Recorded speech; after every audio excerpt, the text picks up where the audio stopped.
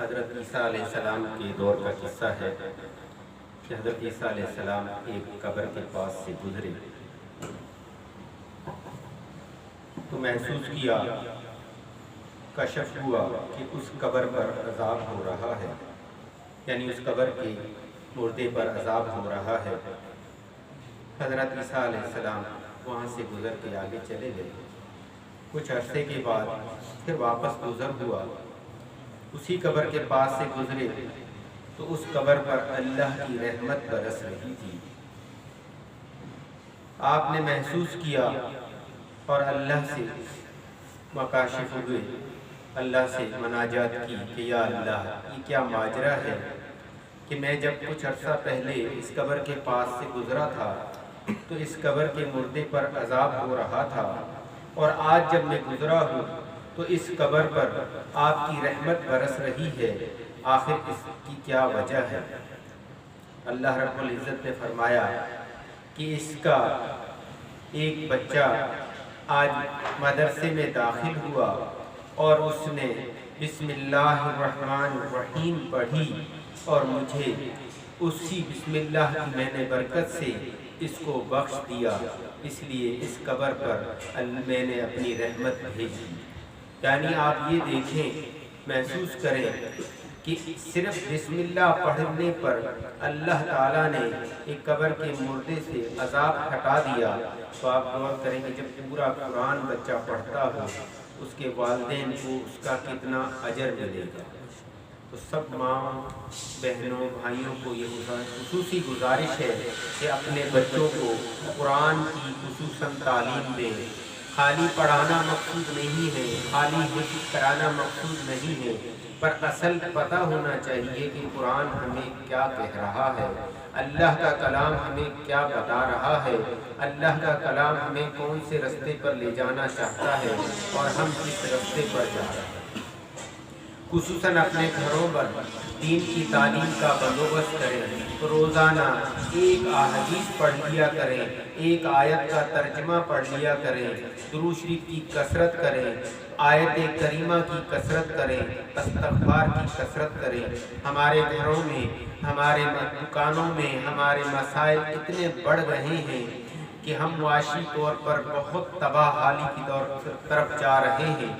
کوشش کریں کہ درود شریف پڑھیں، گھر میں استغفار کریں، آیت کریمہ پڑھیں، اور روز ایک وقت مقرر کر لیں جس پر سارے گھر کے افراد، چاہے وہ مرد ہوں چاہے عورتیں ہوں، بیٹھ جایا کریں اور اللہ کا ذکر کیا کریں، نمازوں کی خصوصاً پابندی کریں۔ یہی اصل ہمارا حق ہے اور اصل دین بھی یہی ہے۔ اور جب سے ہم دین سے دور ہوئے ہیں، ہم سب پریشانیوں میں گھر گئے ہیں، مسائل میں گھر گئے ہیں۔ ہر بندہ اپنے طور پر پریشان ہے، چاہے وہ بچہ ہو، چاہے بڑا ہو، چاہے کوئی بھی ہو۔ تو خصوصاً سب کو گزارش ہے کہ درود شریف کا اہتمام کریں، اللہ کے ذکر کا اہتمام کریں، آیت کریمہ کا اہتمام کریں، استغفار کا اہتمام کریں، اور اپنے بچوں کو خصوصاً قرآن کی تعلیم دلانے کے بعد روزانہ، حافظ کو تو کم از کم 3 پارے ہیں اور ناظرہ والے کے لیے کم از کم 1 پارہ روزانہ تلاوت کے لیے مقرر کر دیں۔ انشاءاللہ تعالی اللہ تعالی اپنے اس کلام اللہ کی برکت سے، اللہ تعالی اپنے حبیب صلی اللہ علیہ وسلم کے درود شریف کی برکت سے، آیت کریمہ کی برکت سے، استغفار کی برکت سے ہمارے گھروں میں خوشحالی آ جائے گی انشاءاللہ۔ اللہ تعالیٰ آپ کو ہم کو سب نیک عمل کرنے کی توفیق عطا فرمائے۔ اللہم انت السلام و منک السلام علیک یا ذو الجلال والاکرام۔ جزا اللہ سیدنا و مولانا محمد صلی اللہ تعالی علیہ وآلہ وسلم اہلہ یا اول الاولین یا آخر الآخرین یا ذی القوة المتین یا مسبغ الاسباب یا رزاق الارزاق یا راحم المساکین یا رحم الراحمین یا ذو الجلال والاکرام۔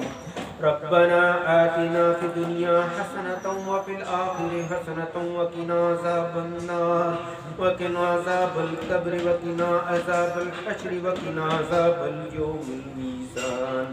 ربنا ظلمنا أنفسنا وإن لم تغفر لنا وترحمنا لنكونن من الخاسرين ربنا ظلمنا أنفسنا وإن لم تغفر لنا وترحمنا لنكونن من الخاسرين